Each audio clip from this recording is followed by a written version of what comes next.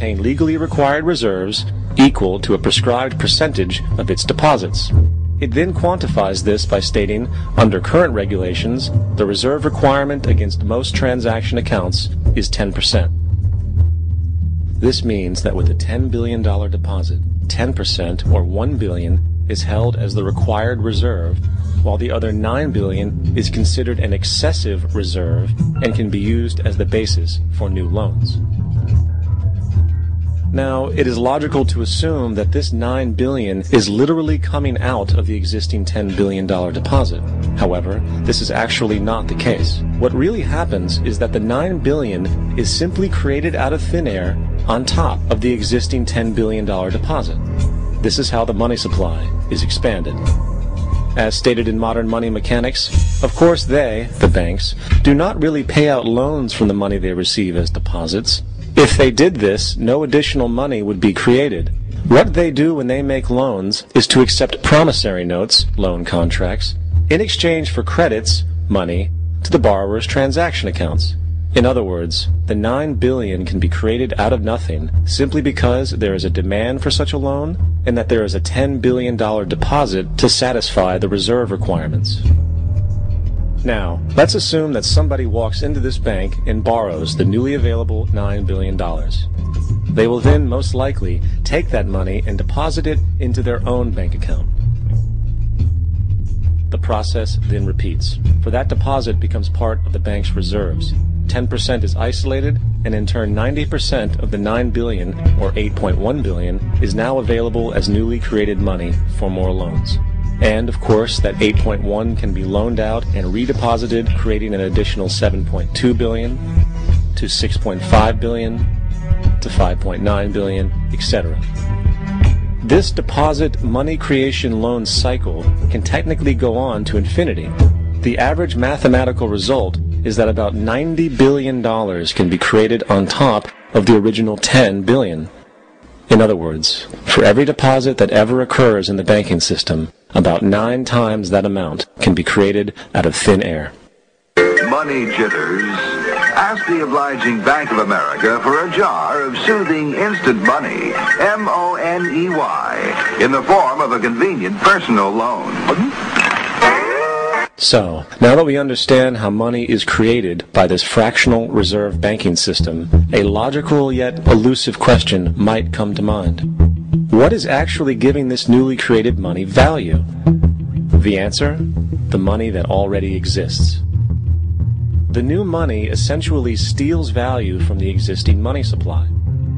For the total pool of money is being increased irrespective to demand for goods and services. And as supply and demand finds equilibrium, prices rise, diminishing the purchasing power of each individual dollar. This is generally referred to as inflation, and inflation is essentially a hidden tax on the public. What is the advice that you generally get? And that is, inflate the currency. They don't say debase the currency. They don't say devalue the currency. They don't say cheat the people who are saved. They say lower the interest rates. The real deception is when we distort the value of money. When we create money out of thin air, we have no savings, and yet there's so-called capital. So my question boils down to this. How in the world can we expect to solve the problems of inflation, that is, the increase in the supply of money, with more inflation? Of course, it can't. The fractional reserve system of monetary expansion is inherently inflationary. For the act of expanding the money supply, without there being a proportional expansion of goods and services in the economy, will always debase a currency. In fact, a quick glance at the historical values of the US dollar versus the money supply reflects this point definitively, for the inverse relationship is obvious. $1 in 1913 required $21.60 in 2007 to match value. That is a 96% devaluation since the Federal Reserve came into existence. Now, if this reality of inherent and perpetual inflation seems absurd and economically self-defeating, hold that thought, for absurdity is an understatement in regard to how our financial system really operates. For in our financial system, money is debt. and debt is money. Here is a chart of the U.S. money supply from 1950 to 2006. Here is a chart of the U.S. national debt for the same period. How interesting it is that the trends are virtually the same. For the more money there is, the more debt there is. The more debt there is, the more money there is. To put it a different way, every single dollar in your wallet is owed to somebody by somebody. For remember, the only way the money can come into existence is from loans.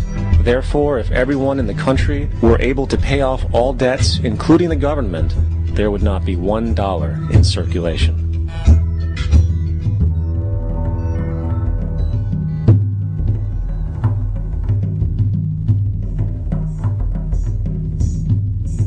In fact, the last time in American history the national debt was completely paid off was in 1835 after President Andrew Jackson shut down the central bank that preceded the Federal Reserve.